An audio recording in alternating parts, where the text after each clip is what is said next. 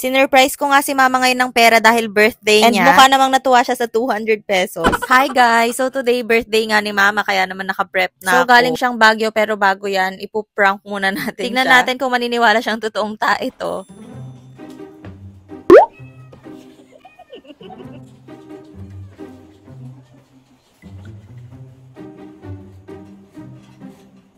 Nalilig yung siling mo, ma!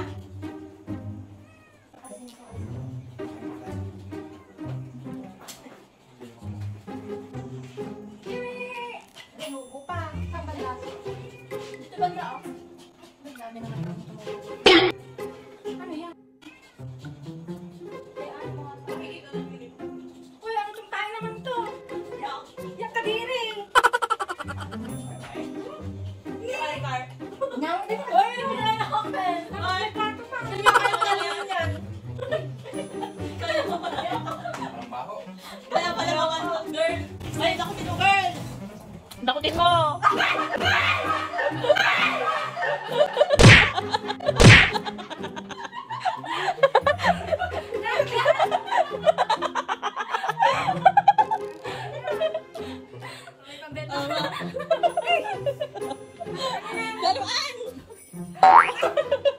So, after nga namin siyang i-prank, eto na, lalabas na kami. Medyo unsure na nga kami sa oras na to kasi 8 past na. Tapos medyo malakas pa po yung ulan nito. Pero bahala na magtitingin kami kasi ginutom talaga namin mga sarili namin. 12 p.m. pa kami kumain. Tapos ano na ngayon, 8 past na. Ayan, kung makikita nyo, 8:05 p.m. Ang cravings nga namin ngayong gabi is samji. So, naghanap-hanap kami. And ang first option talaga namin is yung romantic baboy. Kaso lang,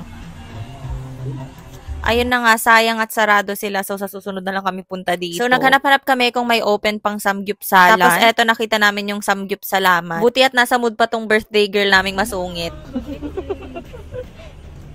We are here at the samgyupsalaman. So, nagtanong kami sa loob at sabi nila for waiting daw kami. So, habang nag-aantay, pinicturean muna namin siya dahil alam nyo naman, picture is life sa mga nanay. So, selfie dito, selfie dyan. Tapos, after ilang minutes napansin namin, parang walang nangyayari, parang hindi umuusad yung pila. At ayun na nga, napalipat na lang din kami ng ibang lugar na naman at nakita namin tong Korean Palace. Last option na namin to, kaya sana open. Kaso lang, ayun na nga, pagpunta namin doon, sarado so, ulit. Ang ending, naghanap na lang kami kahit anong restaurant. Etong sa Mang Pipings naman, pagpunta namin, lumapit agad yung guard and sabi, sarado na daw sila. Meron naman kami ulit nakita seafood restaurant, buffet rin pero siya. Pero sarado na naman. Eto naman nakita namin along the highway. Open pa siya, maraming tao, pero pagkita namin parang mga nagiinuman, kaya hindi na kami tumuloy. Grabe, anong oras na? 10:24 na, hindi pa rin kami nakakain. So, nung time na to, wala lang umiinig. Talagang gutom na kaming lahat. So, eto, last resort na namin. Pero nga paglapit namin, ayan, parang nakapatay na yung mga ilaw, tapos wala nang mga tao. So, alam nyo na pag ganyan, sarado na naman. Parang nasa isang oras na kaming nag-iikot-ikot and wala talaga kaming mahanap. At ang ending namin, dahil napadpad kami sa Jollibee. Ayan, dami nang inikutan namin, Jollibee lang pala ang bagsak namin. Tignan nyo naman si mama, nakabusangot na. Kung alam lang namin na Jollibee lang pala ang bagsak namin, sana hindi na kami lumayo. Bali, nag-order na nga rin ako, kaso lang ang dami nang hindi available dahil nga gabi na. So, wala silang coffee, walang peach mango wala na rin mga chicken sandwich, kaya tignan nyo yung mukha ng nanay. Hindi na maipinta, kaya bibigyan ko na lang siya ng cash. Gumanon ka,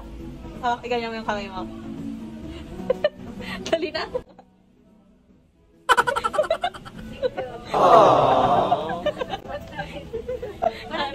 Kaya nga, pero hindi ka masaya. Isang papigit ka ulit.